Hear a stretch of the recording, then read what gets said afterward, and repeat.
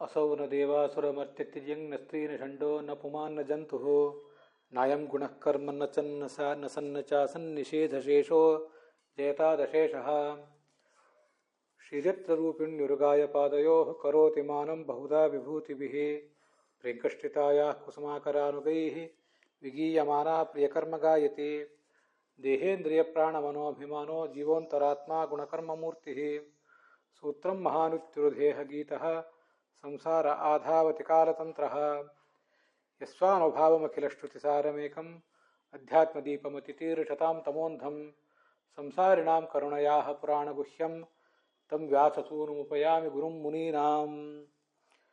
श्रीगुरुभ्यो नमः। भगवती श्रीकृष्णे इमां भूमिं परित्यज्य स्वर्लोकं याते सति देशकालार्थयुक्तानि हृत्तापोपशमानि तेन अभिहितानि वाक्यानि स्मरतः अर्जुनस्य दुःखमपि शान्तिमाप। अपि च जिष्णोः तस्य कृष्णपादसरोवरं चिन्तयतः अतिगाढया भक्त्या विमला मतिः शान्तापि बभूव। यद्यपि कृष्णः स्वस्य ज्ञानानन्दात्मकं देहं न तत्याज, तथापि स्वरूपसदृशाकृतिं कञ्चन देहं लोकानां दर्शयामास। येन रूपेण कंसादीन् जघ्ने, येन च रूपेण कौरवादीन् घातयामास, तेनैव रूपेण अद्यापि शर्वाद्यैः सह पूज्यमानः तिष्ठति। अन्या तु भौतिकी शवाकृतिः स्वर्गारोहणकाले तेन तत्र द्वारकायाम् अस्थाप्यत। तेन च जनाः सर्वेपि सम्मुमुहुः। अद्यापि ज्ञानानन्दात्मकं तद्देहं सर्वदेवैरपि देवलोके पूज्यते इति स्कन्दपुराणे वर्तते। अतश्च कृष्णं पाण्डवाः कृष्णो वा पाण्डवान् न त्यक्तजुः। कृष्णः अव्यक्तरूपेण पाण्डवानां हृदये बभूवैव। पाण्डवाः अपि कृष्णस्य स्वरूपं हृदि धरन्तः सर्वेपि तद्ध्यानपराः एव बभूवुः। ಭಗವಂತ ಹೇಗೆ ಈ ಭೂಮಿಯನ್ನು ಬಿಟ್ಟು ಹೋದ ಅಂತನ್ನೋದನ್ನೆಲ್ಲ ಕೃಷ್ಣ ತನ್ನ ಸಹೋದರ ಧರ್ಮರಾಜನಿಗೆ ವರ್ಣಿಸಿದ. ಅಲ್ಲಿ ಈ ಐತರೇಯ ಭಾಷೆಯಲ್ಲಿ ಬರುವಂತಹ ಸ್ಕಂದ ಪುರಾಣದ ಮಾತೊಂದನ್ನು ನಾನು ಉದ್ಧರಿಸಬೇಕಿತ್ತು, ಆದರೆ ಆವಾಗದು ಆಗಲಿಲ್ಲ.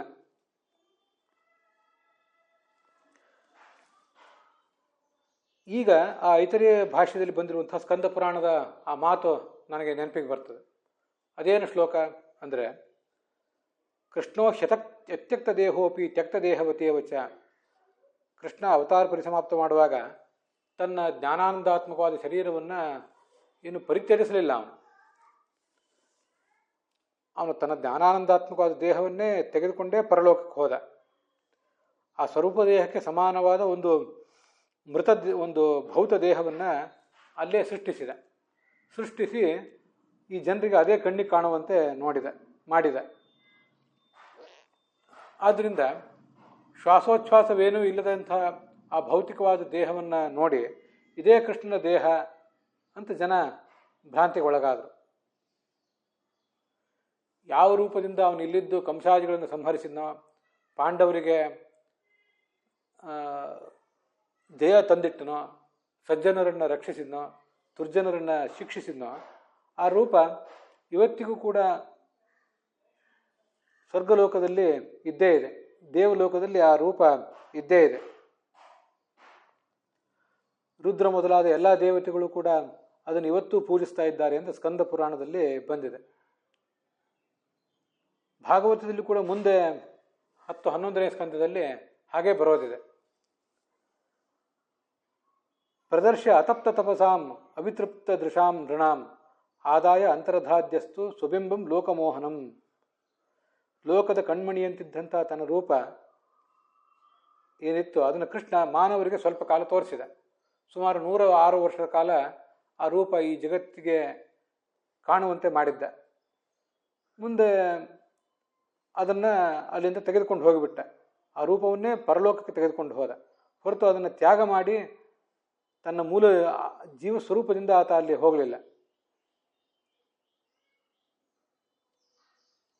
ಆ 106 ವರ್ಷ ಕಾಲ ಆತನ ಜೊತೆ ಯಾರಿದ್ರು ಅವರಿಗೆ ಈ ಕೃಷ್ಣನ ರೂಪವನ್ನು ನೋಡಿ ಸಮಾಧಾನ ಏನೂ ಆಗಿರಲಿಲ್ಲ. ಆದರೂ ಕೂಡ ಅವರು ಪೂರ್ಣವಾದ ತಪಸ್ಸನ್ನು ಮಾಡಿದವರಲ್ಲ. ಅವರಿಗೆ ಇದು ಸಿಗುವಂತೆ ಕೂಡ ಇರಲಿಲ್ಲ, ಪೂರ್ಣವಾದ ದರ್ಶನ ಆಗುವಂತಿರಲಿಲ್ಲ. ಅದಕ್ಕಾಗಿ ಅವನು ಬಿಟ್ಟು ಹೋಗಿಬಿಟ್ಟ ಅಷ್ಟೆ. ಹೀಗೆ ಅಲ್ಲಿ ಕೇಳಿ ಬರ್ತದೆ. ಇದನ್ನು ನಾವು ಈ ಹಿಂದೆ ನೋಡಬೇಕಾದದ್ದು. ಕೃಷ್ಣನ ದೇಹ ಪರಿತ್ಯಾಗವೇನೂ ಆಗಲಿಲ್ಲ. ಆಗಿದ್ದು ಆತ ತನ್ನ ಭೌತ ದೇಹವನ್ನು, ತನ್ನ ಸ್ವರೂಪ ದೇಹದಂತೆ ಕಾಣುವ ಭೌತ ದೇಹವನ್ನು ಇಲ್ಲಿ ಇಟ್ಟಿದ್ದು ಮಾತ್ರ ಅಂತನ್ನುವುದನ್ನು ಈ ಹಿಂದೆ ನಾವು ನೋಡಬೇಕಿತ್ತು. ಅದನ್ನು ಈಗ ನೋಡಿದ್ದೀವಿ. ಅದರ ಬಳಿಕ ನಾವೀಗ ಮುಂದಿನ ಕಥೆಯನ್ನು ನೋಡೋಣ. 15ನೇ ಸರ್ಗದಲ್ಲಿ 15ನೇ ಅಧ್ಯಾಯದಲ್ಲಿ ಏನು ಹೇಳ್ತಾರೆ ಅಂತನ್ನೋದನ್ನು ನಾವೀಗ ನೋಡಬೇಕಾಗಿದೆ. ವಾಸುದೇವಾಂಗ್ರಭಿಧ್ಯಾನ ಪರಿದ್ರಂಹಿತ ರಂಭಸ ಭಕ್ತ್ಯಾ ನಿರ್ಮಥಿತಾಶೇಷ ಕಷಾಯ ಧಿಷಣ ಅರ್ಜುನ ಅಂತ ಮುಂದೆ ಬಂದಿರುವ ವಿಷಯಗಳನ್ನು ನಾವೀಗ ನೋಡಬೇಕಾಗಿದೆ. ಈ ಶ್ಲೋಕಕ್ಕೂ ಕೂಡ ಭಾಗವತ ತಾತ್ಪರ್ಯ ಇದೆ. ಆದರೂ ಈಗೆಷ್ಟು ಸಾಧ್ಯವೋ ಅಷ್ಟು ಒಂದು ಸರಳವಾದಂಥ ವಿಚಾರವನ್ನು ನಾವು ಇದಕ್ಕೆ ಸಂಬಂಧಿಸಿದಂತೆ ನೋಡಬೇಕಾಗಿದೆ. ಈ ಅರ್ಜುನ ಮೂಲ ರೂಪದಲ್ಲಿ ಭಗವಂತನ ಅವತಾರಭೂತನಾದವನು. ಅಂಥವನು ಈ ತಾನು ಈ ದೇವೇಂದ್ರನ ಪದವಿಗೆ ಬರುವುದಕ್ಕಿಂತ ಮುಂಚೆನೆ ಬೇಕಾದಷ್ಟು ಸಾಧನೆ ಮಾಡಿಯೇ ಇದ್ದಾನೆ. ಭಗವಂತನ ಧ್ಯಾನ ಮಾಡಿದ್ದಾನೆ, ಶ್ರವಣ ಮಾಡಿದ್ದಾನೆ, ಮನನ ಮಾಡಿದ್ದಾನೆ, ಮತ್ತು ಬ್ರಹ್ಮನ ಅಪರೋಕ್ಷ ಸಂಪಾದನೆ ಮಾಡಿದ್ದಾನೆ. ಇದೆಲ್ಲ ಈ ಹಿಂದೆ 20 ಬ್ರಹ್ಮಕಲ್ಪಗಳ ಹಿಂದೆಯೇ ಆಗಿ ಹೋಗಿದೆ. ಒಂದಲ್ಲ ಎರಡಲ್ಲ, 20 ಬ್ರಹ್ಮಕಲ್ಪಗಳ ಹಿಂದೆ ಆಗಿ ಹೋಗಿದೆ. ಅದಕ್ಕೆ ಮುಂದೆ ಆಧಾರ ನಾನು ತೋರಿಸ್ತೇನೆ. ಆದ್ದರಿಂದ ಯಾವತ್ತೂ ನಿಷಿದ್ಧವಾದಂಥ ಭೋಗವನ್ನು ಅವನು ಮಾಡಿದವನಲ್ಲ. ಅವನು ಏನು ಮಾಡಿದರೂ ಅದೆಲ್ಲವೂ ಶುದ್ಧವಾದಂಥ ಕಾರ್ಯಗಳನ್ನೇ ಮಾಡಿರ್ತಾನೆ. ಅಶುದ್ಧವಾದ ಕಾರ್ಯಗಳನ್ನು ಆತ ಎಂದೂ ಮಾಡುವಂಥವನಲ್ಲ.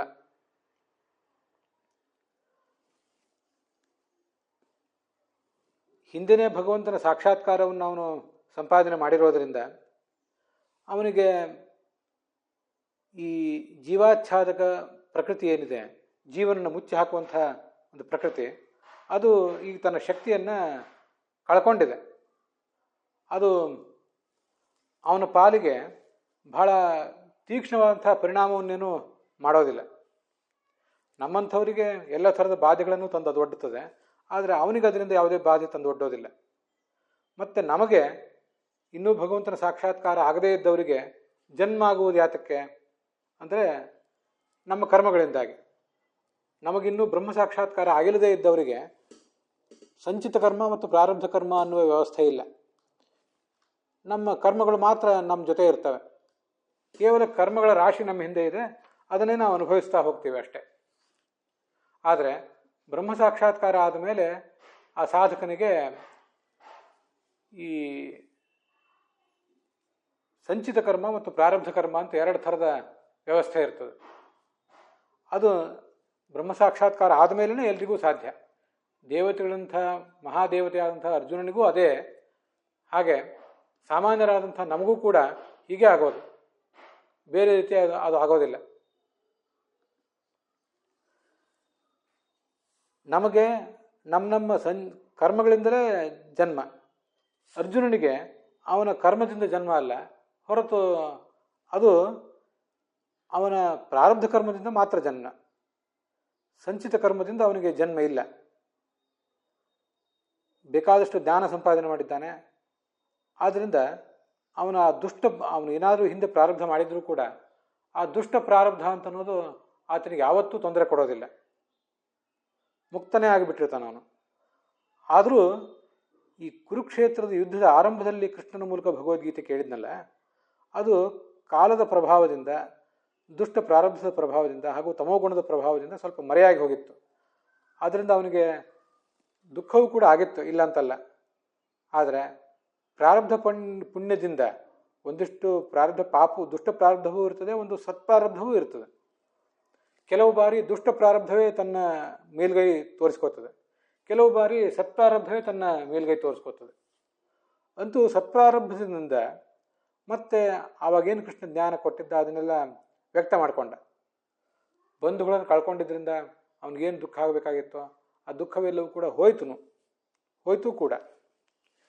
ಇದು ಆ ಶ್ಲೋಕದಲ್ಲಿ ನಮಗೆ ಕಾಣಿಸುವಂಥ ವಿಷಯ.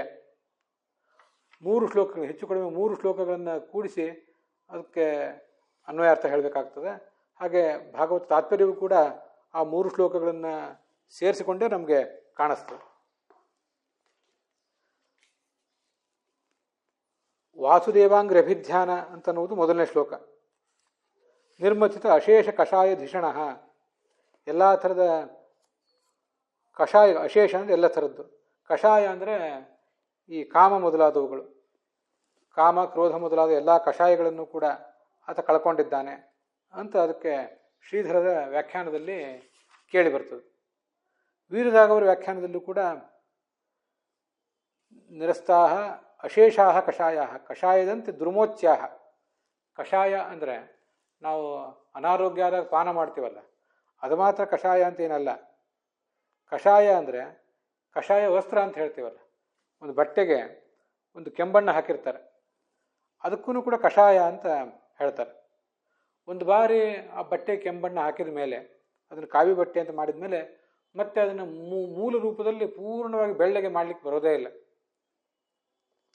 ಆದ್ದರಿಂದ ಅದನ್ನು ಕಷಾಯದಂತೆ ಸುಲಭವಾಗಿ ಹೋಗಲಿಕ್ಕೆ ಸಾಧ್ಯವಿಲ್ಲದ ಅಂತ ಅದರ ಅರ್ಥ ಮಾಡ್ತಾರೆ. ಈಗ ನಮಗೆ ಮೂಲತಃ ಶುದ್ಧವಾದ ಬಿಳಿಯ ಬಣ್ಣದ ವಸ್ತ್ರದಂತಿರುವವರು ನಾವು ಜೀವರು. ನಮಗೆ ಈ ಪ್ರಕೃತಿಯ ಕಾರಣದಿಂದಾಗಿ ಈ ಕೆಂಬಣ್ಣ ಮತ್ತು ಯಾವುದು ಕಪ್ಪು ಬಣ್ಣ, ಇಂಥವೆಲ್ಲ ಬಣ್ಣಗಳು ಕೂಡ ಅಂಟ್ಕೊಂಡು ಬಿಟ್ಟಿವೆ. ಅಂಥವೆಲ್ಲ ಕಷಾಯಗಳನ್ನು, ರಾಗ ಮೊದಲಾದವುಗಳನ್ನು, ಕಷಾಯ ಅನ್ನೋ ಶಬ್ದಕ್ಕೆ ರಾಗ ಅಂತಲೇ ಅರ್ಥ ಬರೀತಾರೆ ವೀರರಾಘವರು ಕೂಡ. ಈಗ ಸ್ವಲ್ಪ ಅದರ ವಿವರ ಕೊಟ್ಟಿದ್ದಾರೆ ಅಷ್ಟೆ. ಅಂಥ ಅರ್ಜುನ ಅಲ್ಲಿ ರಾಗಾದವೇ ಯಸ್ಯಾಸ ಧಿಷಣ, ಅಂಥ ಬುದ್ಧಿಯುಳ್ಳವನು ಈ ಅರ್ಜುನ ಅಂತ ಅದಕ್ಕೆ ಅರ್ಥ ಇದೆ.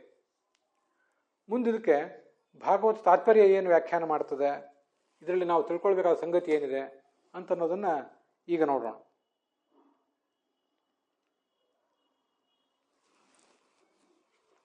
ಉಳಿದ ವ್ಯಾಖ್ಯಾನಕಾರರು ಗಮನಿಸದೇ ಇರುವಂಥ ಕೆಲವು ಅಂಶಗಳನ್ನು ಆಚಾರ್ಯರು ಇಲ್ಲಿ ಗಮನಿಸಿದ್ದಾರೆ. ಅದನ್ನು ಭಾಗವತ ತಾತ್ಪರ್ಯದಲ್ಲಿ ನಾವು ನೋಡಬೇಕು. ಸುದೀರ್ಘವಾದ ಭಾಗವತ ತಾತ್ಪರ್ಯ ಇದೆ, ಒಂದೇ ಭಾಗದಲ್ಲಿ ಅದು ಮುಗಿಲಿಕ್ಕಿಲ್ಲ. ಮತ್ತು ಕೆಲವು ಭಾಗಗಳನ್ನು ನಾವು ಅದಕ್ಕೆ ಅವಲಂಬಿಸಬೇಕಾಗಬಹುದು. ಈಗ ಎಷ್ಟು ಸಾಧ್ಯವೋ ಅದನ್ನು ಹೇಳ್ತೇನೆ. ಜ್ಞಾನಿನಾಂ ಪ್ರಾರಬ್ಧಸ್ಯೈವ ನಿರ್ಮಥನಂ ಯೋಗ್ಯಸ್ಯೈವ. ಇಲ್ಲಿ ಈ ವಿಜಯಧ್ವಜರು ಇದಕ್ಕೆ ಹೆಚ್ಚು ಅರ್ಥ ಬರೆದಿಲ್ಲ, ಯಾದವಾರ್ಯರೇ ಹೆಚ್ಚು ಅರ್ಥ ಬರೆದಿದ್ದಾರೆ. ಆ ಯಾದವಾರ್ಯರು ಬರೆದದ್ದನ್ನೇ ನಮ್ಮ ಗುರುಗಳಾದ ಪುರಾಣಿಕಾಚಾರ್ಯರು ಕೂಡ ಕನ್ನಡದಲ್ಲಿ ವಿವರಿಸಿದ್ದಾರೆ. ಯಾದವಾರ್ಯರು ಬರೆದದ್ದು ಎಲ್ಲವನ್ನೂ ಕೂಡ ಅವರು ಬರೀಲಿಲ್ಲ, ಅದರಲ್ಲಿ ಕೆಲವು ವಿಷಯಗಳನ್ನು ಬಿಟ್ಟಿದ್ದಾರೆ. ಅವು ಅಷ್ಟೇನು ಮಹತ್ವದ್ದು ಅಲ್ಲ ಅನ್ನೋ ಕಾರಣಕ್ಕಾಗಿ ನಾನು ಕೂಡ ಅದನ್ನು ಬಿಡ್ತೇನೆ. ನಮಗೆ ಜೀವಾಚ್ಛಾದಕ ಪ್ರಕೃತಿ ಮತ್ತು ಪರಮಾಚ್ಛಾದಕ ಪ್ರಕೃತಿ ಅನ್ನೋ 2 ಪ್ರಕೃತಿಗಳ ಬಗ್ಗೆ, 2 ಪರದೆಗಳ ಬಗ್ಗೆ ಗೊತ್ತಿವೆ. ಜೀವಾಚ್ಛಾದಕ ಪ್ರಕೃತಿ ಅಂದರೆ ಜೀವನಿಗೆ ತಾನೇನು ಅಂತ ತಿಳಿಲಿಕ್ಕೆ ಆಗದೇ ಇರುವಂತೆ ಮಾಡುವ ಒಂದು ಪ್ರಕೃತಿ ಅಂತ ಅದರ ತಾತ್ಪರ್ಯ ಆಗ್ತದೆ. ಪರಮಾಚ್ಛಾದಕ ಪ್ರಕೃತಿ ಅಂದರೆ ಪರಮಾತ್ಮನನ್ನು ಅದು ಮುಚ್ಚಿರ್ತದೆ. ಅರ್ಥಾತ್ ಪರಮಾತ್ಮನಿಗೆ ಅಜ್ಞಾನ ಬರುವಂತೆ ಮಾಡ್ತದೆ ಅಂತ ಅರ್ಥ ಅಲ್ಲ, ಹೊರತು ಪರಮಾತ್ಮನ ಜ್ಞಾನ ನಮಗೆ ಬರದೇ ಇರುವಂತೆ ಮಾಡ್ತದಷ್ಟೆ. ಇದು ಪರಮಾಚ್ಛಾದಕ ಪ್ರಕೃತಿ ಅಂತ ಹೇಳ್ತಾರೆ. ಹೀಗೆ ಜೀವಾಚ್ಛಾದಕ ಪ್ರಕೃತಿ ಮತ್ತು ಪರಮಾಚ್ಛಾದಕ ಪ್ರಕೃತಿ ಅಂತ ಇವೆರಡಿವೆ. ಇದಲ್ಲದೆ ಸತ್ವ, ರಜಸ್ಸು, ತಮಸ್ಸು ಅನ್ನೋ 3 ಗುಣಗಳು ನಮ್ಮನ್ನು ಯಾವತ್ತೂ ಕೂಡ ಬಾಧಿಸ್ತಾ ಇವೆ. ಮತ್ತೆ ಜೀವ ಸ್ವರೂಪಕ್ಕೆ ಆವರಕವಾಗಿ ಲಿಂಗ ಶರೀರ ಇದೆ. ಇವೆಲ್ಲವನ್ನು ಕೂಡ ಅವನು ದುರ್ಬಲ ಮಾಡ್ಕೊಂಡ್ಬಿಟ್ಟಿದ್ದಾನೆ. ಒಂದು ಆ ಪ್ರಕೃತಿಯನ್ನು, ತನ್ನನ್ನು ಮುಚ್ಚಿರುವ ಪರದೆ, ಪರಮಾತ್ಮನನ್ನು ಮುಚ್ಚಿರುವ ಪರದೆ, ಅದೆಲ್ಲವನ್ನು ಆತ ದುರ್ಬಲ ಮಾಡಿದ್ದಾನೆ. ದುರ್ಬಲ ಮಾಡಿಕೊಂಡಿರುವುದು ಅಂದರೆ ಅವೇನು ತನಗೆ ಬಹಳ ಧಕ್ಕೆ ಕೊಡದೇ ಇರುವಂತೆ ಮಾಡುವುದು ಅಂತ ಅದರ ತಾತ್ಪರ್ಯ. ಸತ್ವರ್ಜಸ್ತಮ ಗುಣಗಳು ಅವನಿಗೂ ಇದ್ದೇ ಇರ್ತವೆ, ಆದರೆ ಅವುಗಳ ಪರಿಣಾಮ ಬಹಳ ಆಗಿರಬಾರ್ದು ತನ್ನ ಮೇಲೆ, ಹಾಗೆ ಮಾಡ್ತಾನಷ್ಟೆ. ಮತ್ತೆ ಲಿಂಗ ಶರೀರ ಎಲ್ಲ ಜೀವರಿಗೂ ಇರುವಂತೆ ಅವನಿಗೂ ಲಿಂಗ ಶರೀರವಿದೆ. ನಮ್ಗೆ ಗೊತ್ತಿದೆ, ಒಳಗೆ ಜೀವ ಸ್ವರೂಪ, ಅದ್ರ ಮೇಲೆ ಲಿಂಗದೇಹ ಇದೆ, ಅನಾದಿ ಕಾಲದಿಂದ ಅದಿದೆ. ಮುಕ್ತಿಯಲ್ಲಿ ಆ ಲಿಂಗದೇಹ ಅಂತ ಒಂದು ಹೊರಟೋಗ್ತದೆ. ಇದರ ಮೇಲೆ ಅನಿರುದ್ಧ ದೇಹ ಅಂತ ಒಂದು ಬಂದಿರ್ತದೆ. ಅನಿರುದ್ಧ ದೇಹ ಅನ್ನುವುದು ಆ ಸೃಷ್ಟಿಯಲ್ಲಿ ಬರುವ ದೇಹ ಮತ್ತು ಆ ಸೃಷ್ಟಿ ಮುಕ್ತವಾದಾಗ ಮತ್ತೆ ಹೋಗುವ ದೇಹ. ಒಬ್ಬ ಜೀವ, ದೇವತೆಗಳು ಮೊದಲಾದವರು ಅನೇಕ ಕಲ್ಪಗಳ ಕಾಲ ಬದುಕುವಂಥ ಮೂಲ ಯೋಗ್ಯತೆ ಅವರಿದ್ದರೆ ಆಗ ಅವರಿಗೆ ಎಷ್ಟೆಷ್ಟು ಕಲ್ಪ ಕಾಲ ಬದುಕ್ತಾರೋ ಅಷ್ಟಷ್ಟು ಆಯಾ ಈ ಅನಿರುದ್ಧ ದೇಹಗಳು ಅವು ಬಂದೇ ಬರ್ತಿರ್ತವೆ. ಉದಾಹರಣೆಗೆ ಋಜುಗಣಸ್ಥರಾದವರಿಗೆ 100 ಜನ್ಮ ಬರಬೇಕು ಅಂತಿದೆ. ಮತ್ತು ರುದ್ರನಿಗೆ 40 ದೇಹಗಳು ಬರಬೇಕು ಅಂತಿದೆ. ಇಂದ್ರನಿಗೆ 20 ದೇಹಗಳು, 20 ಬ್ರಹ್ಮಕಲ್ಪಗಳ ಸಾಧನೆ. 20 ದೇಹಗಳು ಅಂದರೆ ಒಂದೊಂದು ದೇಹ ಅವರಿಗೆ ಹುಟ್ಟಿದ್ದು ಅದು 20 ಕೆಲವರಿಗೆ, 40 ಕೆಲವರಿಗೆ, 100 ಕೆಲವರಿಗೆ, 10 ಕೆಲವರಿಗೆ, 5 ಕೆಲವರಿಗೆ, ಹೀಗೆ ಅನೇಕ ಸಂಖ್ಯೆಯ ದೇಹಗಳನ್ನು ಅವರು ಪಡ್ಕೋಬೇಕಾಗ್ತದೆ. ಒಂದೊಂದು ಬ್ರಹ್ಮಕಲ್ಪದಲ್ಲಿ ಒಂದೊಂದು. ಚತುರ್ಮುಖ ಬ್ರಹ್ಮನ 100 ವರ್ಷದ ಆಯುಷ್ಯವನ್ನು ಒಂದು ಬ್ರಹ್ಮಕಲ್ಪ ಅಂತಾರೆ. ಹೀಗೆ ಒಂದೊಂದು ಬ್ರಹ್ಮಕಲ್ಪದಲ್ಲಿ ಒಂದೊಂದು ಅನಿರುದ್ಧ ದೇಹ ಇರ್ತದೆ. ಅವರು ಅನೇಕ ಕಲ್ಪ ಬದುಕುವವರಾದ್ರಿಂದ, ಉದಾಹರಣೆಗೆ ಇಂದ್ರನ ಅವತಾರನಾದ ಅರ್ಜುನ ಮೂಲ ರೂಪದಲ್ಲಿ ಇಂದ್ರನಾಗಿ 20 ಬಾರಿ ಸೃಷ್ಟಿಗೆ ಬಂದಿದ್ದಾನೆ.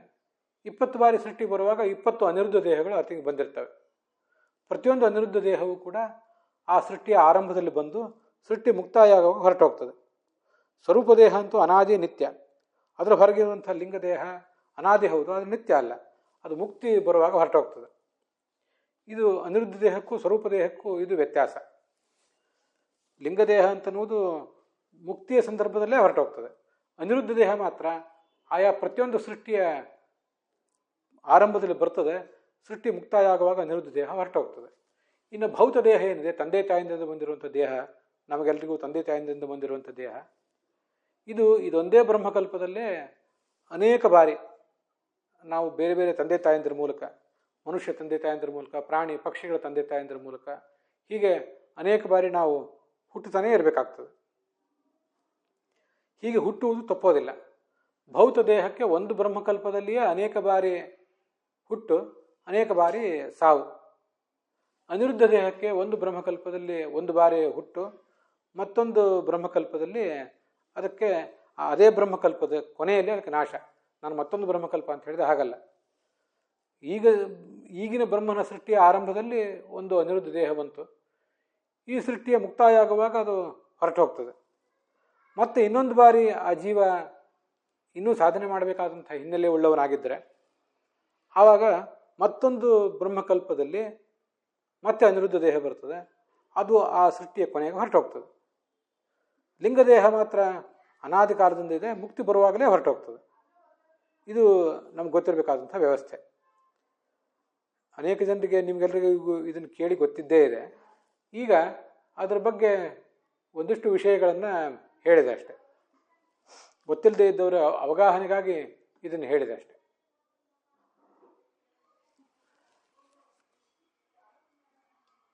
ಈ ಚತುರ್ಮುಖ ಬ್ರಹ್ಮನ ಈ ಬ್ರಹ್ಮಕಲ್ಪಕ್ಕಿಂತ ಹಿಂದೆಯೇ 20 ಬ್ರಹ್ಮಕಲ್ಪಗಳ ಹಿಂದೆಯೇ ಇವನು ಬ್ರಹ್ಮ ಸಾಕ್ಷಾತ್ಕಾರವನ್ನು ಪಡೆದಿದ್ದಾನೆ.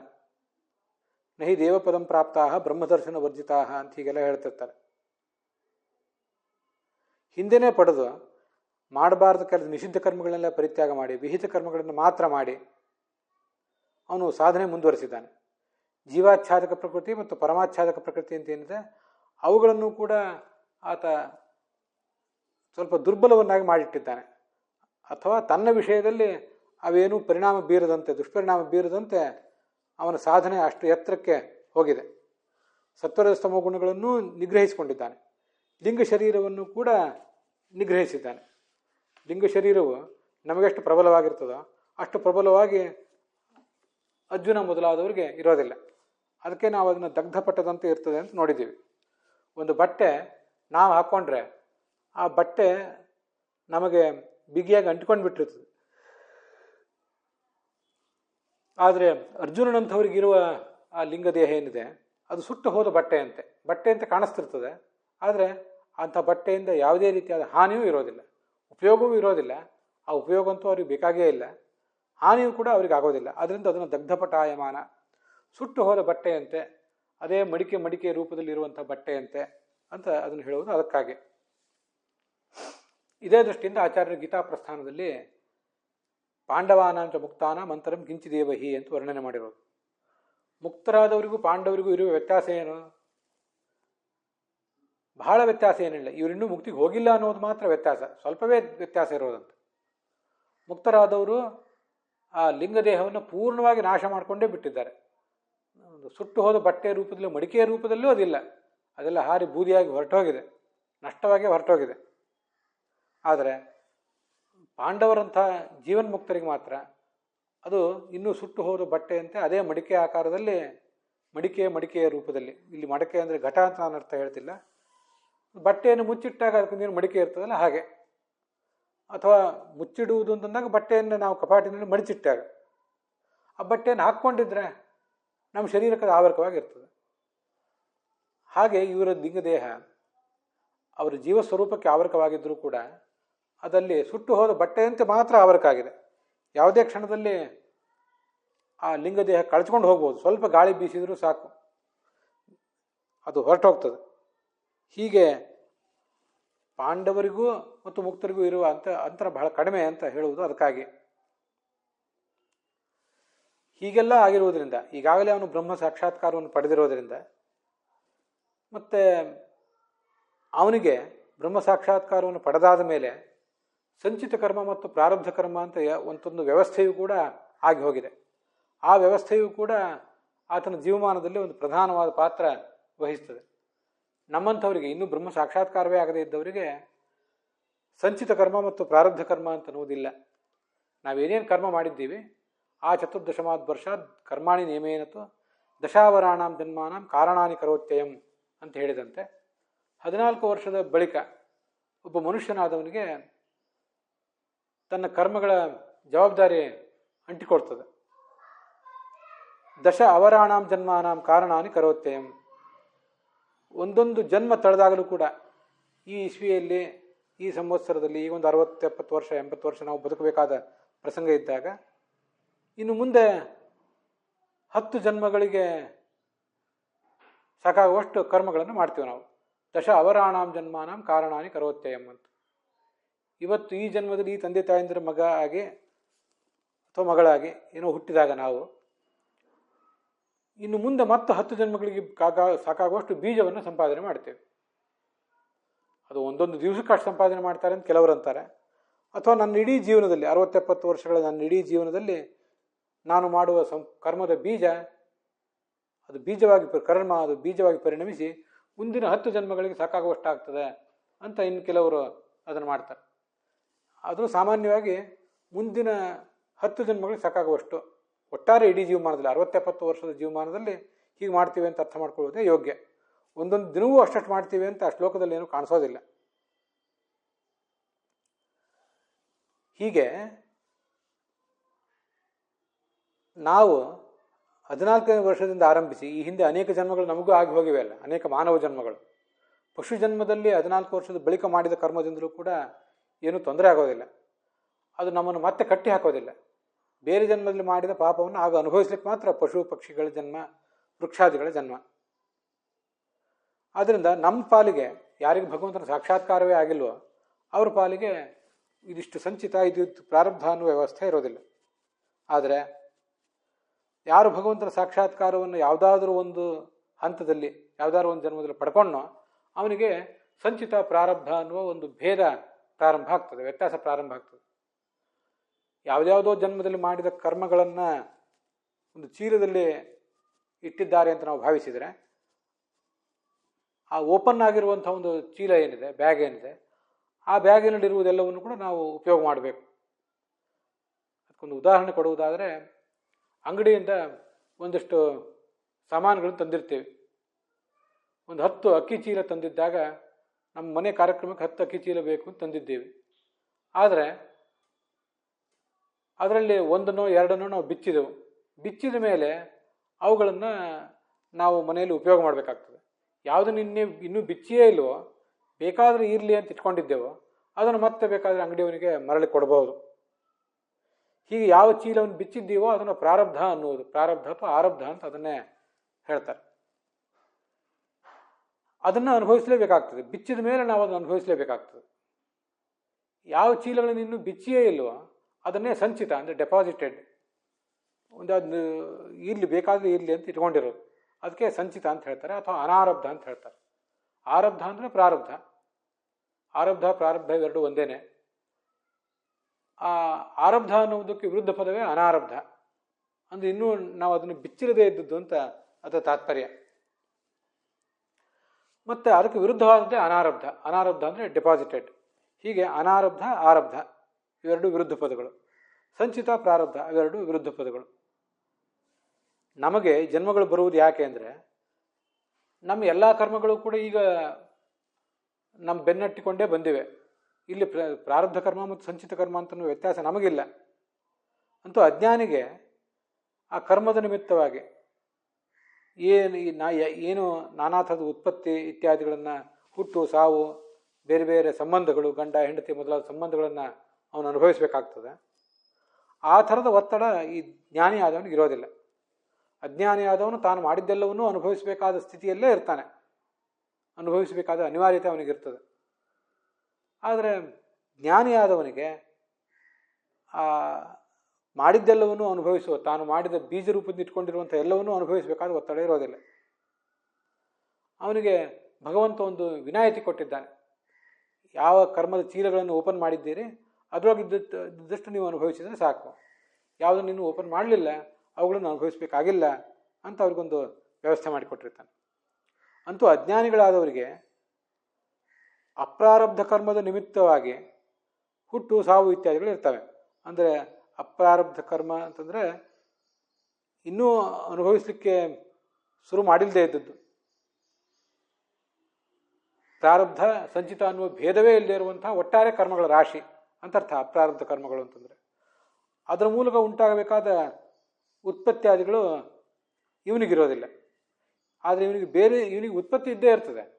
ಪ್ರಾರಬ್ಧ ಕರ್ಮಗಳ ಕಾರಣದಿಂದಾಗಿ ಜ್ಞಾನ ಬಂದ ಮೇಲೆ ಕೂಡ ಅವನು ಈ ಉತ್ಪತ್ತಿ ನಾಶ ಸಂಬಂಧಗಳು ಇವುಗಳೆಲ್ಲವನ್ನು ಕೂಡ ಆತ ಅಂಟಿಸ್ಕೊಳ್ಳೇಬೇಕಾಗ್ತದೆ.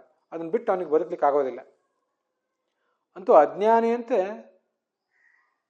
ಅಪ್ರಾರಬ್ಧ ಕರ್ಮದ ನಿಮಿತ್ತವಾಗಿ ಬರಬಹುದಾದ ಹುಟ್ಟು ಸಾವುಗಳು ಇರೋದಿಲ್ಲ ಇವನಿಗೆ. ಹುಟ್ಟು ಸಾವುಗಳು ಇರ್ತವೆ, ಆದರೆ ಅದೇನಿದ್ದು ಪ್ರಾರಬ್ಧ ಕರ್ಮದಿಂದ ಮಾತ್ರ. ಅಪ್ರಾರಬ್ಧವಾದ ಸಂಚಿತವಾದ ಕರ್ಮಗಳು ಯಾವುದನ್ನು ಅವನು ಅನುಭವಿಸಲೇಬೇಕು ಅನ್ನುವಂಥ ಅನಿವಾರ್ಯತೆ ಮೊದಲಿತ್ತೋ ಆ ಅನಿವಾರ್ಯತೆಗೆ ಈಗ ಭಗವಂತನ ಅನುಗ್ರಹ ಸಂಪಾದನೆ ಮಾಡಿರೋದ್ರಿಂದ, ಜ್ಞಾನ ಸಂಪಾದನೆ ಮಾಡಿರೋದ್ರಿಂದ ಇವನಿಗೊಂದು ವಿನಂತಿ ಬಂದುಬಿಡ್ತದೆ, ವಿನಾಯಿತಿ ಬಂದುಬಿಡ್ತದೆ ಅಂತ ಅದರ ತಾತ್ಪರ್ಯ ಆಗ್ತದೆ.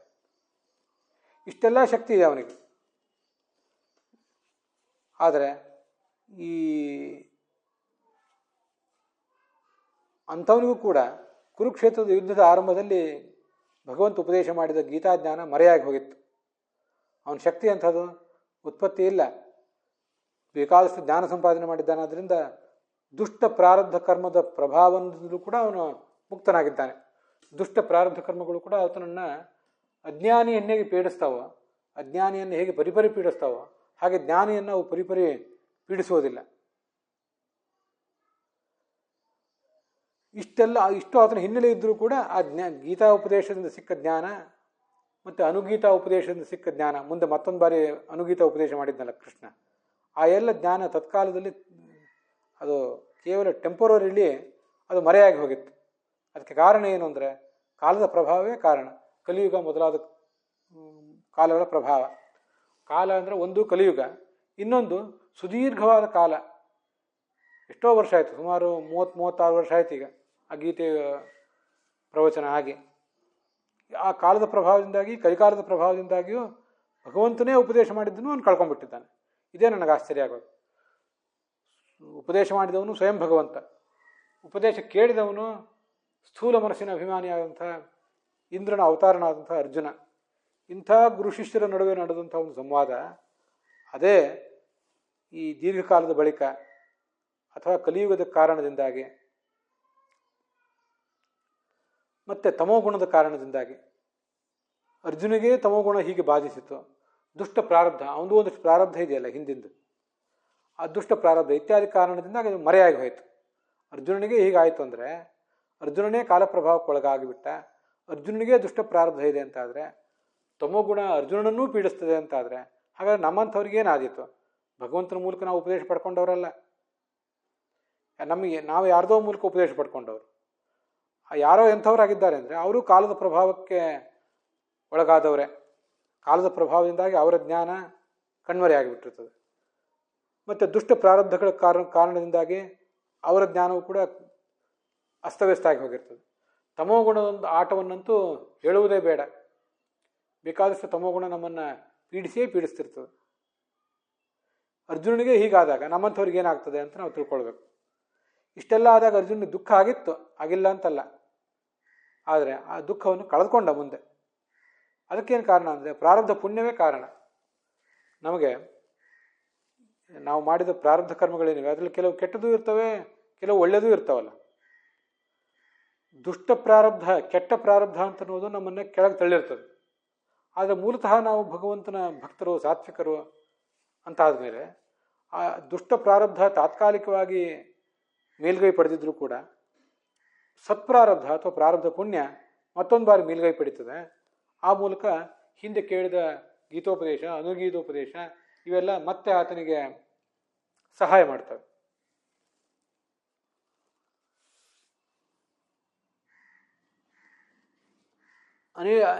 ಅಶೇಷ ಕಷಾಯ ಅಂದರೆ, ಕಷಾಯ ಎಂಬ ಶಬ್ದಕ್ಕೆ ಕರ್ಮ ಅಂತ ಕೂಡ ಅರ್ಥ ಮಾಡ್ತಾರೆ. ಕಾಮಾದಿಗಳು ಅಂತ ನಾನು ಹಿಂದೆ ಒಂದು ಅರ್ಥ ಹೇಳಿದೆ. ಕಷಾಯ ಅನ್ನೋ ಶಬ್ದಕ್ಕೆ ಕರ್ಮಗಳು ಅಂತಲೂ ಅರ್ಥ ಮಾಡ್ತಾರೆ. ಅರ್ಜುನ ಕರ್ಮಗಳನ್ನು ನೀಗಿಕೊಂಡ ಅಂತ ನಮಗೂ ಒಂದು ಪ್ರಶ್ನೆ ಬರ್ತದೆ. 20 ಬ್ರಹ್ಮದ ಕಲ್ಪದಗಳ ಹಿಂದೆಯೇ ಅವನಿಗೆ ಅಪರೋಕ್ಷ ಜ್ಞಾನ ಆಗಿತ್ತು, ಕರ್ಮಕ್ಷಯ ಆಗಿತ್ತು. ಆದ್ದರಿಂದ ಈಗ ಮತ್ತೆ ಕರ್ಮಕ್ಷಯ ಅಂತ ಹೇಳುವುದು ಹೇಗೆ ಸರಿ? ಅದು ಹಿನ್ನೆಲೆ ಏನು? ಅದಕ್ಕೆ ಯಾಕೆ ಆ ಥರ ಹೇಳ್ತಾರೆ ಅಂತ ಒಂದು ಪ್ರಶ್ನೆ ಬರ್ತದೆ. ಅದಕ್ಕೆ ಆಚಾರ್ಯರು ಉತ್ತರ ಕೊಟ್ಟಿದ್ದಾರೆ. ಈ ಭಾಗವತ ತಾತ್ಪರ್ಯದಲ್ಲಿ ಅದಕ್ಕೆ ಉತ್ತರ ಕೊಟ್ಟಿದ್ದಾರೆ. ಜ್ಞಾನಿನಾಂ ಪ್ರಾರಬ್ಧಸ್ಯೈವ ನಿರ್ಮಥನಂ ಯೋಗ್ಯಸ್ಯೈವ. ಅಪ್ರಾರಬ್ಧವಾದದ್ದು, ಸಂಚಿತವಾದದ್ದಂತೂ ಮೊದಲೇ ನಷ್ಟ ಆಗಿ ಹೋಗಿದೆ. ಪ್ರಾರಬ್ಧವೂ ಕೂಡ ಕೆಲವು ಬಾರಿ ಹೀಗೆ ಆಗ್ತದೆ. ಅವನ ಜ್ಞಾನಿಯಾಗಿದ್ದರೆ, ಮಹಾಜ್ಞಾನಿಯಾಗಿದ್ದರೆ, ಆ ಜ್ಞಾನ ಸಂಪಾದನೆ ಮಾಡಿದ ಮೇಲೂ ಕೂಡ ದೊಡ್ಡ ಪ್ರಮಾಣದ ಶ್ರವಣ, ಮರಣ, ಧ್ಯಾನ ಇತ್ಯಾದಿಗಳನ್ನು ಮತ್ತೆ ಮಾಡಲಿಕ್ಕೆ ತೊಡಗಿದರೆ ಜ್ಞಾನದ ಸಾಮರ್ಥ್ಯದಿಂದ ಅವನಿಗೆ ಆ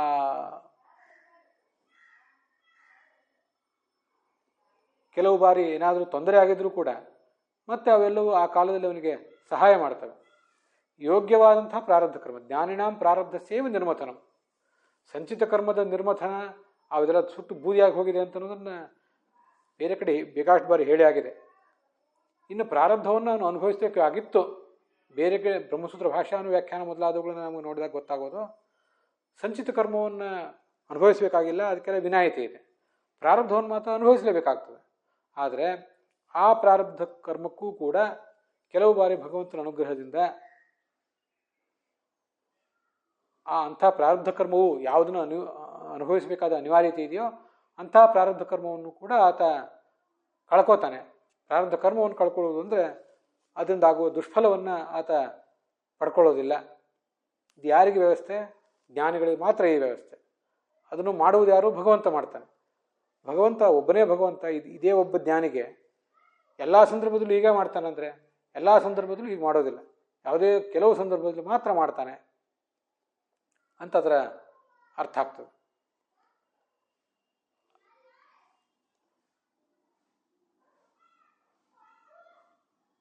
ಜ್ಞಾನಿನಾಂ ಪ್ರಾರಬ್ಧ ಸೇವ ನಿರ್ಮತನಂ ಯೋಗ್ಯ ಸೇವ ಅಂತ ಆಚಾರ್ಯರು ಅದನ್ನು ತಿಳಿಸಿದ್ದಾರೆ.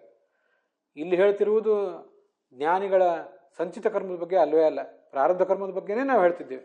ಅದರಲ್ಲೂ ಜ್ಞಾನಿಗಳ ಪ್ರಾರಬ್ಧ ಕರ್ಮದ ಬಗ್ಗೆನೇ ನಾವು ಹೇಳ್ತಾ ಇದ್ದೀವಿ. ಅದು ಆ ಜ್ಞಾನಿ ಮಾಡಿದ ಎಲ್ಲ ಪ್ರಾರಬ್ಧ ಕರ್ಮಗಳಿಗೂ ಹೀಗೆ ಒಂದು ರಿಯಾಯಿತಿ ಇದೆಯಾ, ಅದೆಲ್ಲವನ್ನೂ ಅಂತ ಕಳ್ಕೊಂಡು ಬಿಡ್ತಾನಂದರೆ ಆಗೋದಿಲ್ಲ. ಅವನು ಮಾಡಿದ್ದ ಅನೇಕ ಇರ್ತದೆ, ಅದರಲ್ಲಿ ಅನಾರಬ್ಧಕ್ಕಂತೂ ಕ್ಷಮೆ ಇದ್ದೇ ಇದೆ. ಪ್ರಾರಬ್ಧದಲ್ಲೂ ಕೂಡ ಎಲ್ಲವನ್ನೂ ಅನುಭವಿಸಬೇಕಾಗ್ತದೆ. ಆದರೆ ಅದರಲ್ಲಿ ಕೆಲವುದಕ್ಕೆ ಮತ್ತೆ ಭಗವಂತನ ಅನುಗ್ರಹದಿಂದ ಒಂದು ಬಿಡುಗಡೆ ಇದೆ. ಅದು ಯಾವುದೋ ಯೋಗ್ಯ ಸೇವೆ. ನಿರ್ದಿಷ್ಟ ವ್ಯಕ್ತಿಗೆ ನಿರ್ದಿಷ್ಟ ದೇಶದಲ್ಲಿ ನಿರ್ದಿಷ್ಟ ಕಾಲದಲ್ಲಿ ನಿರ್ದಿಷ್ಟವಾದ ಯೋಗ್ಯತೆ ಇದ್ದವನಿಗೆ ಮಾತ್ರ ಈ ಥರ ಆಗ್ತದೆ, ಎಲ್ಲರಿಗೂ ಈ ಥರ ಆಗೋದೇ ಇಲ್ಲ. ಆದ್ದರಿಂದ ಎಲ್ಲರಿಗೂ ಈ ಥರ ಆಗಲಿ ಅಂತ ಯಾರೂ ಆಕ್ಷೇಪ ಮಾಡುವಂತಿಲ್ಲ. ಮತ್ತು ಜ್ಞಾನಿಯಾದವನಿಗೂ ಕೂಡ ಹೀಗೆ ಆಗ್ತದೆ ಅಂತನ್ನೋದನ್ನು ನಾವು ತಿಳ್ಕೊಳ್ಬೇಕು. ಅದಕ್ಕೊಂದು ಭವಿಷ್ಯತ್ ಪರ್ವದ ಶ್ಲೋಕ ಇದೆ, ಅದನ್ನು ನಾವು ನಾಳೆ ದಿವಸ ನೋಡೋಣ. ಅಲ್ಲಿಗೆ ಈ ಭಾಗ ಸಮಾಪ್ತವಾಗಿದೆ. ಹೊಸಿಯ ನಾಡಿ ಹೊಟ್ಟೆ ಹೊರೆವ ವಿಷಯದಲ್ಲಿ ರಸಿಕನೆಂದು ಹೊಸಿಗೆ ಹಾಕಿದಿರುವ ಇನ್ನು ಋಷಿಕೇಶನೇ ಈಶನಿನ್ನ ಚರಣ ಭಜನೆ ಆಸೆಯಿಂದ ಮಾಡುವೆ ದೋಷ ರಾಶಿ ನಾಶ ಮಾಡು ಶ್ರೀಶಕೇಶವ. ಶ್ರೀಕೃಷ್ಣಾರ್ಪಣ ವಸ್ತು.